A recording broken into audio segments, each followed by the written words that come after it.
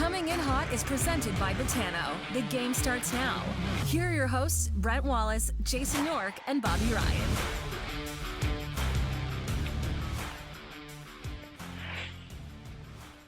Happy Monday, everybody. Brent Wallace here alongside Jason York and Bobby Ryan, two players also involved in the Tanner Jeannot trade. Guys, welcome to the show. Hey, have you seen that trade? Mm-hmm. It's incredible. Crazy. Nashville. They're doing all kinds of stuff right now. Can someone explain it to me? No, I can't. That's like one of those ones you just throw in NHL 99 when you were making trades back in the day and hope it stuck. And it did, but I have no idea what that was. I saw it come across. There's a buzz around Nashville right now, and people are not happy with the Preds and what they're doing. So I don't know, but that seems like an overpayment. But you know what? If they win the cup again, because he's the guy that puts them over the top, then they're all good trades, I guess, right? Tampa's crazy. It's like they know something that everybody else doesn't know, because they get players, they draft guys in the 6th, 7th round, they turn into superstars. So I don't know. I don't know how you give that much up for a guy like that, but hey, that's a great point. If they win, then it's worth it, right? And if they could easily get bounced in the 1st round this year, especially the way Toronto's playing right now. Like with that, we haven't even talked about that O'Reilly trade. Like, how good of it? I love that trade, fellas. I know it's off topic, but yeah, no, the Preds, and then they're bringing Trotz back, Bobby and Wally. How about that? Barry Trotz, never been a GM in the league, but I will tell you one thing about Nashville, having played there. They love familiarity there. They love to keep things kind of status quo, and they're a pretty loyal organization, I'll tell you. Yeah, I was surprised. A first-time GM, but I don't know. Barry knows the league well enough and players well enough, and he's obviously coached forever and been successful. So I think he'll be fine in that role. But you were right. I had heard that Poile really wanted his son to become the next GM, and then finally gave up on it and decided to move on, which is why he stuck around a few extra years. But all speculation on my part. I don't know. But I think Barry is going to be really, really good in that role. Do you know what? Have you ever had Trotz, Bobby? I haven't. No. Just played against them all those years, and then obviously the playoff series where I was suspended for games 3 and 4 against them. But that's about it. I'll tell you this, Wally, for coaches, so I've had a lot of different coaches. I've had Brian Murray, I've had Scotty Bowman, I've had Ron Wilson, Barry Melrose, a lot of different cats. Barry Trotz, Dave Lewis, but as far as people go, I don't think there's a better guy, a better person that I've ever played for than Barry Trotz. And people always say, hey, why was he so successful? And then I'd say, because we were afraid if we lost, he'd get fired. That we'd get a real asshole in here. So seriously, guys, if we were on a losing streak and we had lost 5 in a row, we'd have a team meeting like, boys, let's buckle down here. Trotzi's going to get canned, and this is back when Mike Keenan was wheeling around the league. We could get Keenan in here if we keep this up. So let's figure it out here. So, but that's what I always say. And I don't know about you, Bobby. I know we're rambling here, but talking about what a head coach does technically and systems and structure, it's all bullshit. Your assistant coaches handle all that stuff. The job of the head coach is to motivate the players and to figure out how to get the best out of every single player. That's what the good guys do, and that's why Trotz lasted so long. So that's all it is. That's at least, Bobby, from my years playing, that to me was a good head coach, if he could get the team to play. I agree. We won't go into it. You can see Wally stressing. Who's this show brought to you by, Paul? I know. Come on, get the sponsors in. Wait, I got one last thing. I will do my job. Bobby, you said that there's a buzz around Nashville right now.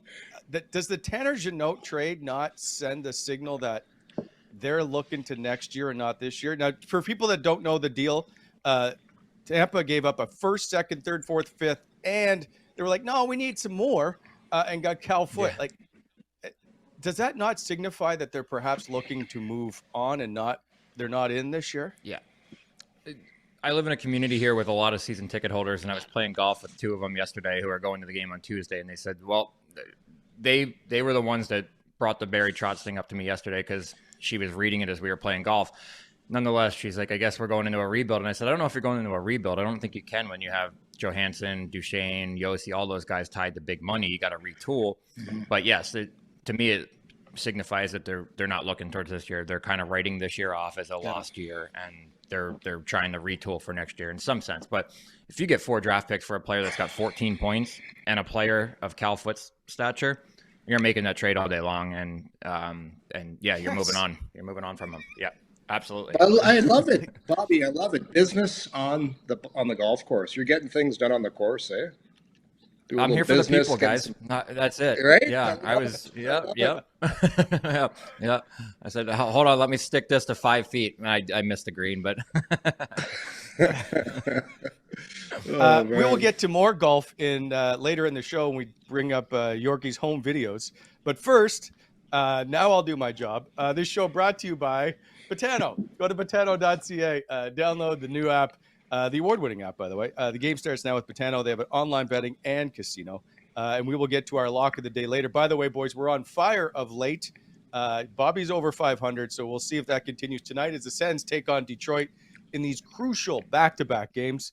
And I wanted to bring up and start with this about Detroit and Ottawa.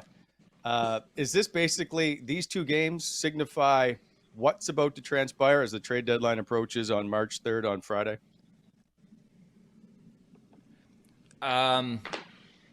Yeah, you kind of have to think so. Obviously, there's traction around some players on the Sens. But if they get 4 points here from a team that's directly in their way, it's a big step forward, and you wonder if they're going to add a little bit and try to make a push. And we've said it before, the worst thing you can do is finish in 17th place, right?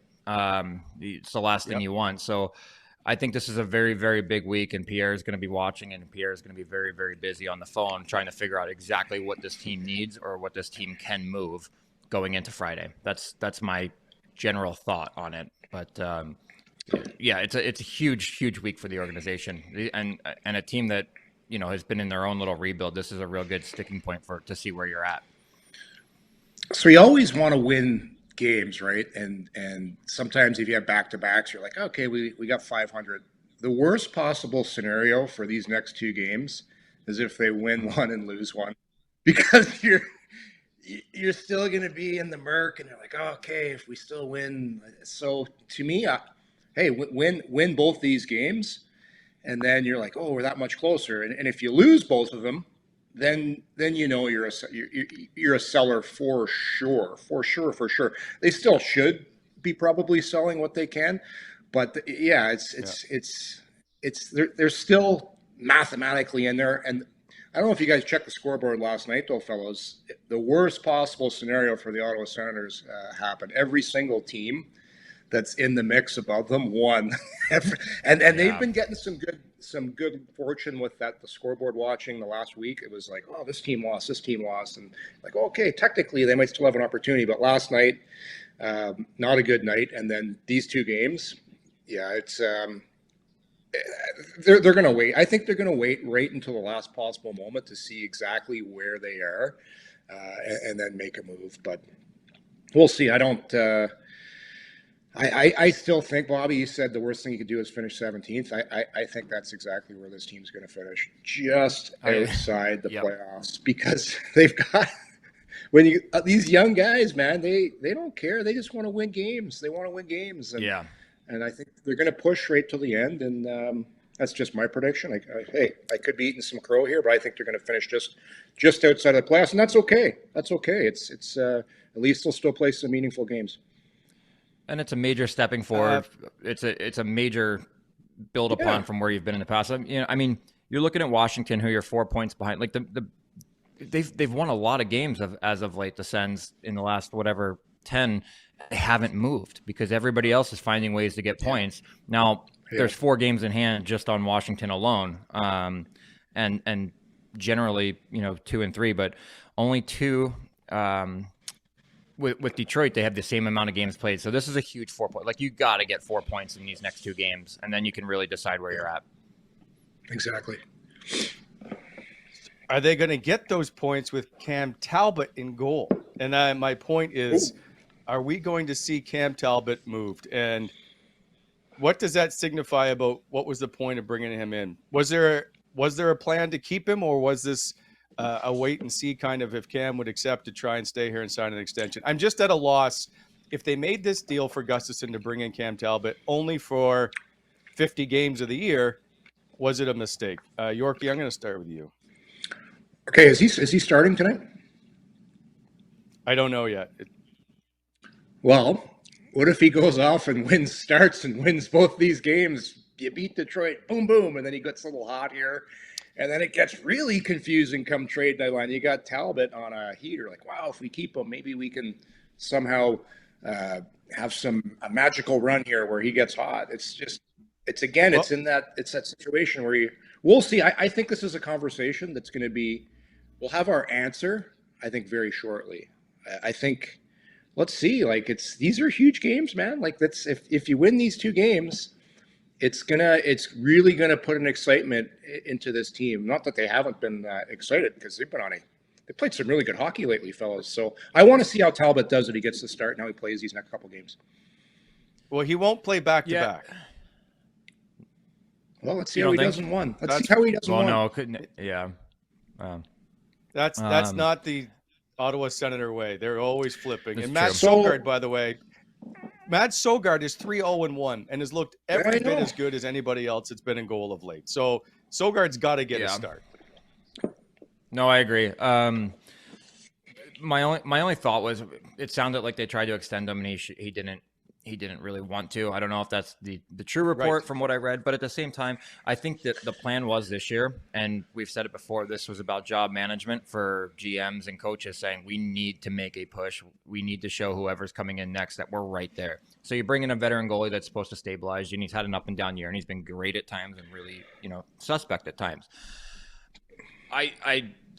I do think if I'm Pierre Dorion at this point, you have a guy that's already turned down an offer, and you have Sogaard, and you have Mandalise, who's been okay, and you have Forsberg already locked in, and you hope that he's healthy next year. Yeah, you move on from Talbot, you get an asset. Depending on where that pick lands, it could be a great asset for the team. So I personally would, because you already tried to extend him, and he said no. If you have a guy that's not going to be in the picture, so that's my point. Just move him. If Wally, is, guys, yeah, go ahead. No, make your point, and I'll hear. I want to hear what you have to say. All my point is, if they try, he came here, he signed as a free. If he turned down the extension, what does that say? Is he not happy with the organization, the way it's run? Is he not happy with the direction of the team? There's got to be a reason for him to want to turn down the extension, and I don't believe it's got to do with taxes. No, there's all kinds. People make such a big deal about taxes. There's so many ways that guys can get around taxes with trusts and certain things. But if I'm the GM, if I'm making the call, I'm hoping I get Talbot one of these games here. He plays really, really well. Give him another start, plays well, and then you move him. Because if I didn't hear that report, but if that in fact is the truth, that he balked at re-signing, then you have to move him. It's no question about it. You got to move him, get what you can for him, and move on. And I like Forsberg, guys. I don't mind starting next year with Forsberg and Sogaard if that's what you want to do. I'm fine with that. But no, if you've offered a guy and you've turned it down, you got to move him. Especially at this age, he's on the back nine of his career, and it's not like he came in and lit it up. It was really good, and it was inconsistent. So it wasn't. You didn't get what you really thought you were going to get this year for whatever reason. Some injuries, some inconsistencies. It happens. So 18 games with injuries. I'm probably moving on from him and getting what I can. Yeah, 100% as well. I mean, there's so many other reasons he might not like it here, right? Maybe, and like, please don't take this for anything, but maybe his wife's in his ear going, "Hey, it's minus 20 here some days." Like, it's true. That's the thing. Please don't, this week, people that are listening, please understand that I'm not saying that. I'm saying that's a possibility. There's also, a guy that's on the back nine of his career. He's going, maybe I could go somewhere, catch on as a backup, and take a run at this. He's in win now mode, right? Yeah. That's where you're at that stage of your career. So lots of reasons, and taxes are a big one. There are ways to get around it, but taxes are a big one. So, pure speculation, but I do think that they move on from him this week. Bobby, I love it. Throw the NHL wives right under the bus. No, didn't do it. Listen. That's very true. But you never know. You never know. There's been lots of wives that showed up and went, this isn't where I want to live when you're not around and I'm going to shovel the driveway. Hey, where's Talbot from? I don't know. Is he American or Canadian? I should know this, but I don't know. Well, you're supposed to know these things. Come on. Listen, try to do some of your own prepared work. If she's a good Western Canadian, he's a girl, Toronto guy. Yeah. Then they're Toronto out of guy. Yeah, born in Caledonia. All right, we're moving on. Austin Watson also is in trade talks, as is Nick Holden, possibly. So if Tanner Jeannot got a first, second, third, fourth, fifth, and Cal Foot, is Austin Watson at least worth 2 first rounders? No disrespect. No disrespect. Yeah. But I have no idea what the market is on a guy like that. He's just, he gives you a little depth. He gives you a little toughness. Actually, I thought he was very, very. That whole line was really good in Montreal. But he's a guy that you can stick in there, and to give you a different element. So I think teams will covet a guy like him on Friday. But he feels like a last-minute Friday deal to me. With a couple more games this week. And if you don't get anything for him, you keep him in. Maybe he finds a way to extend himself. I doubt it here. But that being said, I would be moving him, and I would hope for a 5th round pick or a 4th round pick, something in that area. And you get an asset. You thank the player because he's been pretty good for the Sens in his time there. And that's it. That's end of discussion. You just wish him well.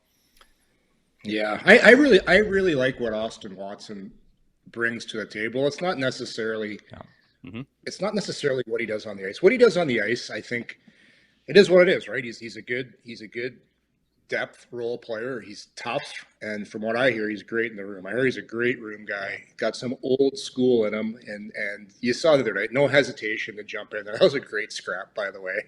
Yeah. And it's just there's not a lot of those guys left in the league. They're a dying breed, that type of player. A lot of teams now throw the young guys on their 4th line, just a bunch of young guys and aren't making a lot of money, and they're just a faceless number that's now part of the NHL. Where Austin Watson's he's got some personality. He's a guy that I like him. So he's like you said, Bobby. We're not going to really talk much about his game. It is what it is. He's tough, and he's 4th liner. He's got a few goals, so he'll be missed. Though he'll be missed. Guys like that around the locker room, those are important guys. It's more what they do for you off the ice, for young guys, leading by example, all that stuff. And I know he's a great example too, because he's been sober for a long time, which is also a great story. He battled some demons, so I would see him getting moved for sure. Though I agree with you, Bobby. Probably maybe a 4th, 5th, right? Yeah. By the way, 5 goals puts him 9th on the team in goal scoring. I know he takes a lot of heat for his play, but he's got 5 goals on the year. He's been able to contribute. I like him. But he came to our golf tournament a couple of years ago, and he is one of the nicest people you'll ever meet. And great if you dude. didn't know him, and you only read the stories about what happened in Nashville and everything, it would completely change your entire mindset. Austin Watson is one of those good people, and so totally cheer for him.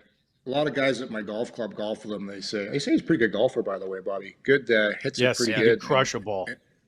Yeah, I heard he's a great golfer. I heard he's a great guy too. So we'll see. I've heard all the same. Okay, Bobby, I got to throw something at you. We're going to do a Renfrew Pro sponsor read, and I want you to do the promo. So Alex, put up the board and go. As always, keeping the shows held together by Renfrew Pro Hockey Tape. Renfrew Pro continuously evolves its products to ensure that every roll of hockey tape optimizes performance, regardless of the type of hockey stick you use. RenfrewPro.com is available at all major retailers, and it's the only tape I've ever used. Nailed it. Renfrew Wally, Pro, the one with the green core. Wally, Yeah. Wally, The one with the green core. Damn it. Wally might be getting a little nervous here, man. This might turn into a two-man pod. One take wonder. I will take my talents elsewhere then. Very good, Bobby. Very proud of you. We will see how Yorkie does coming up with BEI in a sec. I'm a professional. I'm out of here. There's a couple. Okay, go back to the Montreal game before we move on. Julien Gauthier played his third game. He picked up a goal, played just 10-14, but certainly had an impact. And Mark Kastelic, who played his first game back, he'd been sent down January 21st, so a month. Bobby, what did you see from Mark Kastelic, who, by the way, 74% in faceoffs, and I think two of the faceoffs led directly to goals, if I'm not mistaken. So this is a big thing with your fourth line, and generally you're going to have a pretty good faceoff guy on your fourth line that you can elevate if you need to. But if your fourth line does not start with the puck, it's a long night for your fourth line. If he can go in there, and I mean 74 is a great night, but if he can go in there and give you 50-50 draws every night, that's a big thing. So the Sens on the fourth line were able to start with the puck a lot of the times, which is it's a big deal. I thought he was great on the forecheck. I thought he commanded the puck. I thought he was good down low a few times. All in all, exactly what you want to see from a guy that's probably got a little piss and vinegar after being sent down and coming back into the lineup, and had a really, really good showing for his stock as that fourth line center for the rest of this year into next year. But you need to see that consistently from him every night. And then, got rewarded by being on the ice for a few goals. And I think it was the Watson goal, the screen that he provided on the Watson goal. I mean, the goaltender had no clue where that puck was. And just a great screen, got his body to the front, took the eyes away. So, recapping and overall, I thought he played a tremendous game in his first game back. Yeah, I was just checking out his career stats. He's only played 64 career games, fellas. So he's 23 years old, and everybody makes a big deal. He got sent down to the minors. He's done. He's finished. No, he's the guy's 23 years old. He's a young guy just starting his career, figuring it out, and he's got to be really good defensively when he's in the lineup. And if he makes a mistake defensively, he's going to hear about it. If he does another one, he gets sent down. He doesn't have the rope where a guy like, it's a bad comparison, but a Stützle. If Stützle makes defensive mistakes, it doesn't matter because they're gonna Shane let Pinto. him figure it out in the front. Yeah, like they get. Yeah. It's like on the golf course, they get extra mulligans. Kastelic, he's not getting those mullies. He doesn't get two off the first tee. He's got to go play it, and if he does it again, he's sent down. So I like him.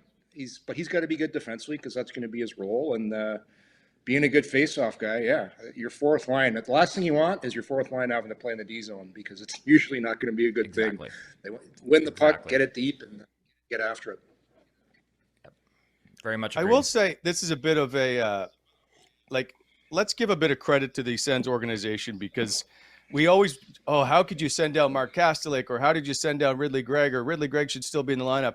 These guys still need to grow and mature. And when you see Kastelic come back, he was dominant in that game. Like the Sens were 46% or 48% in faceoffs, and he's 74%. He did his role and he made an impact. Those guys get to go down, play a lot of minutes, figure out a bit of their game and come back up. I don't have a problem with this. And I just wish that people would understand that sometimes you just need a little bit of seasoning and help playing perhaps in the minors just to fix your game. It's not only that. And I know Bobby spent a little bit of time. I spent 3 years in the minors.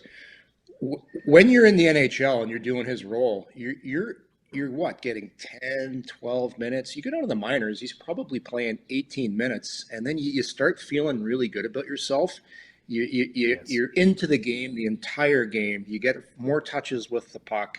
And the American Hockey League is a really good league. It's not the NHL, but it's a great league, and it's fast, it's hard. So, hey, never a bad thing. It's never a bad thing for a guy to go down and get a little more seasoning and get some more touches, and it makes you more confident. It's if you go down with the right attitude, if you go down and you sulk and you piss and you moan and you act entitled, then hey, it's going to bite you in the butt. Because a lot of times teams, they'll test you too. We're going to send this guy down, and we're going to see what this guy's attitude's like. And the coach is going to report back, hey, this guy is an entitled guy here. And then all of a sudden, you've dug yourself in a hole. So obviously he went down there, did the right things, and now he's back. It's the exact point I was going to make.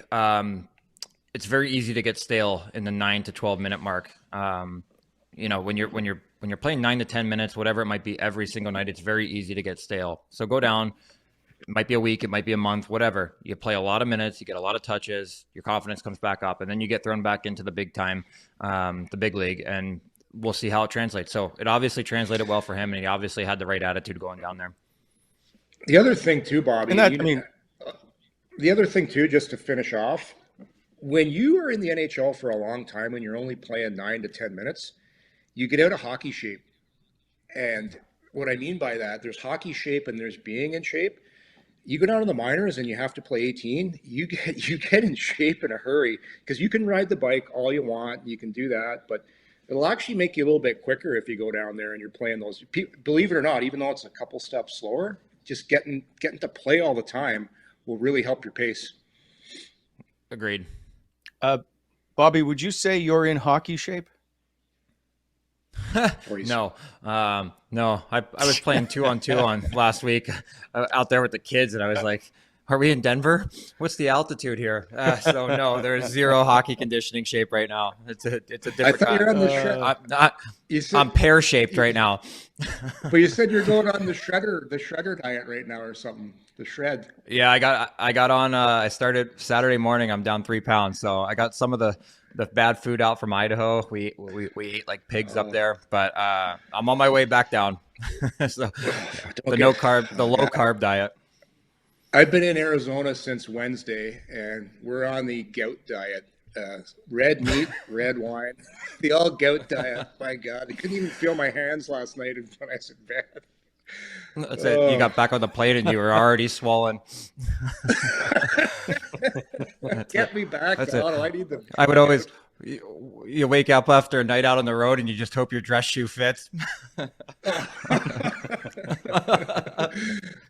man, we went out last night. But you'll love this. Yesterday, actually, I sent Wally a couple pictures. It snowed in the morning here in Arizona. There were people taking pictures.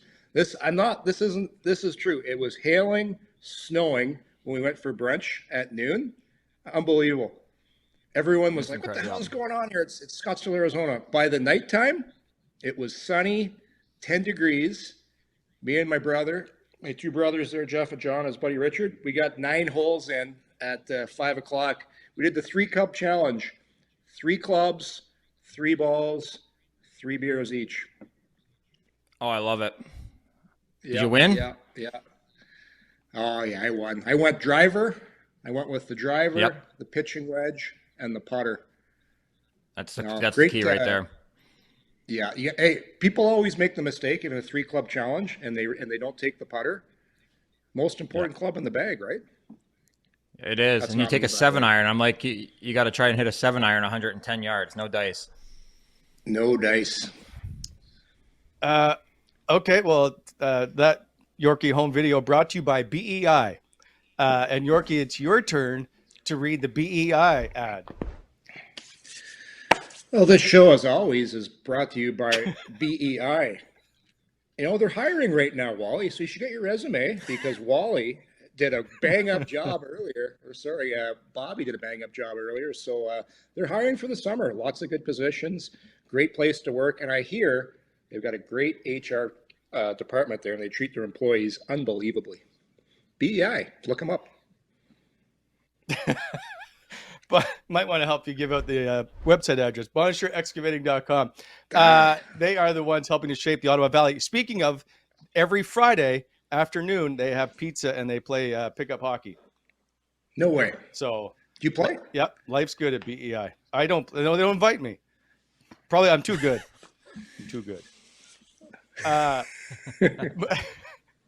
We got to move on. Oh, yeah, by the way, I'm going to get in the lock of the day now before we get back to some storytelling time. Tonight, the Sens first of back-to-back games with Detroit. By the way, the Red Wings come in with the second best road power play in the league. Some people are surprised by that. So as we take a look at the log of the day, brought to you by, obviously, Betano. Go to betano.ca.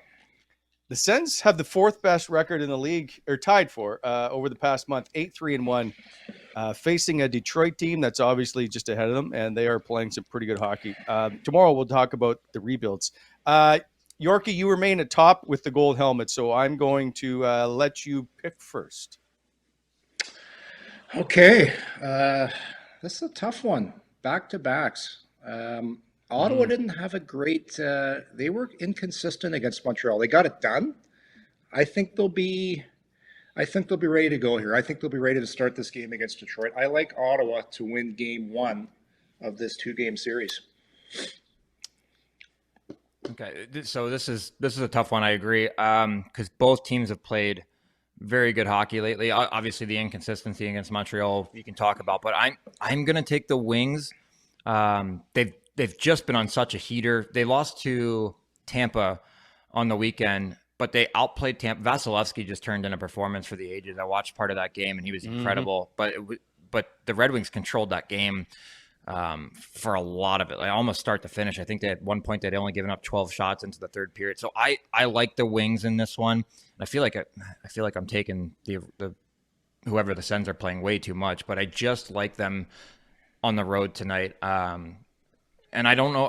I'm probably gonna flip it tomorrow, but I'm gonna take the Wings in the first part of this series.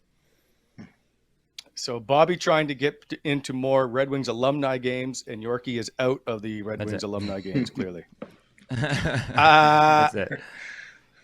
Boy, the Sens look so good at home, but I think Detroit is just a little harder to play against. I will take the Wings in this one to win this tonight, but I'm like Bobby. I'm probably going to change that pick tomorrow. But that's the lock of the day. Over under set at 6.5. I think it's over. Well, does it even matter?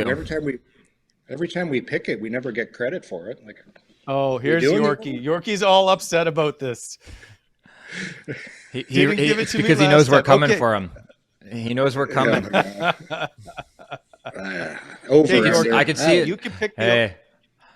I can see it in his eyes right now. He's stressing You're stressing your pick now. You're thinking about flipping to the Wings because it's 2 against 1. I'm completely stressed. No, sir. I don't know. Over, under, who cares? We'll be under. A goaltending duel. Oh, wow. All right, well, we'll discuss more about Detroit tomorrow. Also, Drake Batherson, I wanted to ask about this, who, by the way, set a new career high in he already has the career high in points, set a new one in goals with his 19th against Montreal. That release on that toe drag shot is, well, Bobby, you tell me, you're the 30 goal scorer. That to me is one of the best releases in hockey. Maybe I'm wrong. I don't know where you put him in the. It's up there, especially on the toe drag shot like that. If you look at that shot in particular, it's his best shot, and he probably ranks very highly in that one. I don't know if his release is top tier when you look at the real snipers of the game, but at the same time, I mean. He's very good, and you'll notice on a lot of his goals that he changes the angle very well. It's not always the toe drag, but he changes the angle of his shot as it's released, and that throws goalies off the scent a little bit. But talking about that shot in particular, the way he held out onto that and picked his mark, and the goalie had a little disruption coming towards the front of the net, so it might have helped. But at the same time, it's just he's got an incredible shot. He's always had an incredible shot. I think it was his first goal in the league where he walked off the half wall off of a face-off and ripped one right under the bar, and all of us on the bench went, "Oh, okay." You see it in practice, but then you see it in a game, and you just go, "Wow, okay, this kid can shoot the pill." So I'm a big fan of Drake's game. I've said that a ton of times, but I'm a really, really big fan of his shot. I think when he gets time and space to get that off, he's going to beat a lot of goalies. Especially high blocker on a righty on his strong side. That is really tough to do, to beat a goalie clean. I know there was a little bit of traffic there. Talked about the releases in the game. It was almost like I'm not going to say I think Austin Matthews obviously has one of the top releases in the game, but Austin always kind of pulls it, shoots it, changes the angle. It was kind of similar little bit of a right-hand version of the Matthews style. But I think Drake, the way he plays the game, I think he's going to be really good in the playoffs whenever the Sens do get into the playoffs, because he's kind of – he's not the quickest guy, right? But he's one of those guys that when he gets the puck, he can accept the contact, and he's pretty good in tight where a lot of guys come playoff time, they can't get to the middle of the ice, they can't get inside the dots. I think Drake's going to be one of those guys that can get inside the dots come playoff time because he's really good at protecting the puck, Bobby. And that's tough to do, right? So many guys, they're on the outside. They're great when they have time and space, but it's a different story when you're inside and you're holding off a D, you got the puck here. But Drake to me is one of the best guys on the Senators at doing that. Yeah, I would agree. I think I actually agree with everything you said, but a lot of times we talk about the fact that he makes those tight little plays in space that other guys just can't. And that is huge in the playoffs when you got guys that are running around a little bit wired, a little bit amped up on adrenaline and things like that. To me, he's a guy that's going to exude that same kind of patience in the playoffs, and that's going to be absolutely huge for his game. So I think he's going to be a great playoff player as well.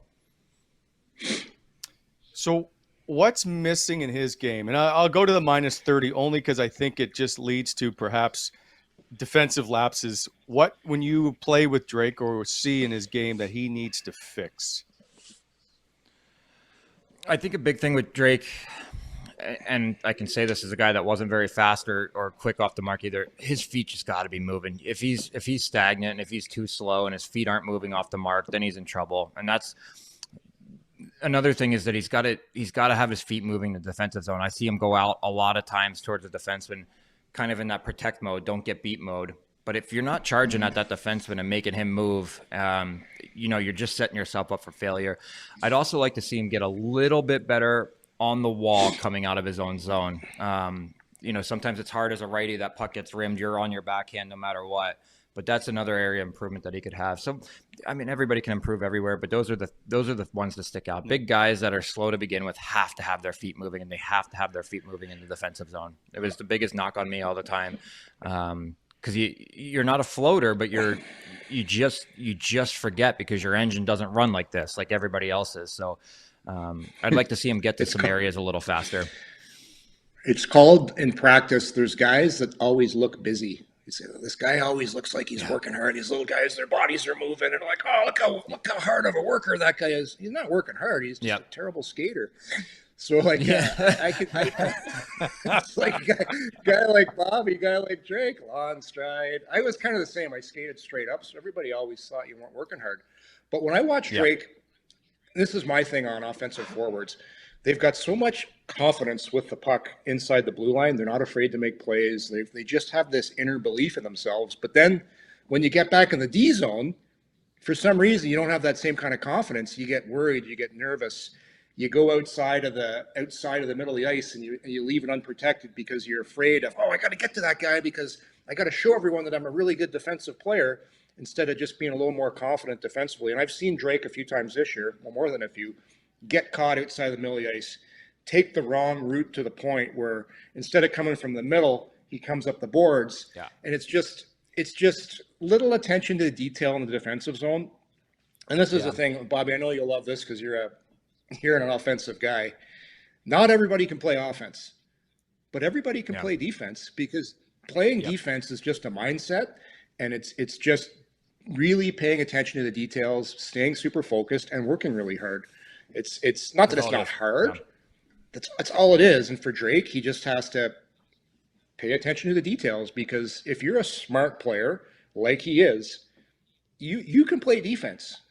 I was an offensive defenseman, but when I got to the NHL, hey, I'm playing with Paul Coffey. Guess what? I'm not an offensive defenseman anymore. I better figure it out in a hurry, or I'm not going to have a job. So you figure it out. So for Drake, I think he'll figure it out. What's that, Bobby? You made me think of a great story when you said something about the little guys with the engines always going and their feet are moving million miles an hour. And I'm thinking about Jason Blake. I was standing on the wall in practice. We were doing a drill it was like a shooting drill. And he was busting up the ice so hard and so fast. And he went right by our line, and I was standing next to a coach. And I looked at the coach. I said, "Holy hell, Blakey, take a nap," because he was flying, right? and then the coach looked at the coach didn't even look at me. He had the whistle in his mouth, and then he goes, "1,000,000 miles an hour to nowhere, that guy." It was so good. So every time I see guys like that, I think of Blakey. One of my favorite guys. I love Blakey, man. He was so much fun. But yeah, I never operated like that. I was like, we'll get there eventually. We're just going to stride it out. Long strides. You're probably great in a bag skate. You lost the game. Coach is pissed off. You're doing laps. Those nice long strides. Oh, yeah. Oh boy. Yep. Stay with the pack, boys. Stay with the pack. You'd always have one guy when you're doing a bag skate that's trying to jump ahead. You got to slash him to keep him in line, so he doesn't. One rabbit. That's it. Yeah. Hey, Formanton, slow it down just a touch. We'll all get there, but we're gonna get there at the same time, pal. But Bobby tended to be with the goalies a lot, I noticed. Oh, I knew what I was doing. Yeah, I always knew what I was doing. Bobby, simple math and business decisions. My first year in the league, I'm playing in Detroit, and they've got like Coffey's there, Eiserman's there, Dino Cicerelli, all these old school legends, and we're doing a bag skate. We're doing laps, and you're doing the four corners. You have your seven guys. First thing, I think it was Ray Shepard says to me, he's like, "Hey kid, don't be a hero here." And I'm like, okay. I'm like trying to stay on the team. I'm trying to make sure. So we're doing the laps, and Shepard's like, slow it down. I'm like, God's sake. Yeah, you can't be lapping anybody as a rookie. You got to just make simple business decisions and stay in the middle of the pack. And then maybe in that last lap, you just elevated a little bit first. Just a little bit. Just a little. Yep. Yorkie, I meant to ask this earlier when you brought up Paul Coffey. Were you nervous to play with him? Was he good to you? What's it like to play with arguably one of the best defensemen in the game? He was unbelievable to me. Unbelievable. The only sad part is I didn't get to play with him for very long because this was a long time ago. I was to start the season with Coffey. They had me rooming with me. I was paired with him in practice, and I just played 3 years in the minors. I got to the point where I was their number one prospect. So I don't know if you remember what happened in 1994. I'm all set to have this unbelievable year. Detroit's rated first. 1994, York, Coffey, going to play together. How about let's cancel the season? Let's cancel the season and let's restart. Yeah, Let's restart her up in January, fellas. Bob Probert got in a little bit of trouble, and so Proby ended up leaving Detroit. No tough guy. Had to have a tough guy back then, so ended up getting when we resumed. I got traded to Anaheim for the Grim Reaper. So my thing with Coffey, it was a couple years prior to that. I got to play with him when I get called up, so I probably ended up playing like maybe 15 games with him. But really great guy, and super funny. Like he had this line: if you ever did something, if guys in the room and I would do something, when you always got the wet gloves, take the wet gloves and you put them on the dryer. But it always makes them too hot, right? So your hands, you still sweat. So I'd take the gloves, I'd go dryer, then I'd put them on top of the fan. Then Coffey's like, "It's pretty good, kid. It's good. I'll put that in the book. I'll put that in my book." That was always his line. I like that. Oh yeah, that's great. Super. Just one more little story on him. Yeah. When we were in Vancouver, I was trying to make the team, and it was an exhibition game. And Coffey had a buddy there, Barney Bentall. Barney Bentall, Legendary Heights, old singer. So Coff was out with him the night before. And this was an exhibition game, so not a big deal. Next day, we have a game. First period, Coffey gets hit, starts yelling at the ref. The ref says, settle down. All of a sudden, throws him out of the game. Exhibition game. Coffey skates by the bench on the way out, pats me on the shoulder. He goes, "There you go, kid. 5D now. Go show them what you can do." That's incredible. So it was twofold. He obviously didn't want to play the game, and he was doing me a favor, so I got a chance to go with 5D, an exhibition game, right? So just funny stuff like that you always remember stuff like that. For sure. I love that. there's some players you just love to hear stories from. So I expect you to bring him on the show at some point, Yorkie. So good luck with that. Done. We are back tomorrow where we're going to discuss the rebuilds between the two teams and see who's done a better job. That's our show for today, boys. Thanks for stopping by. Yorkie, safe travels home.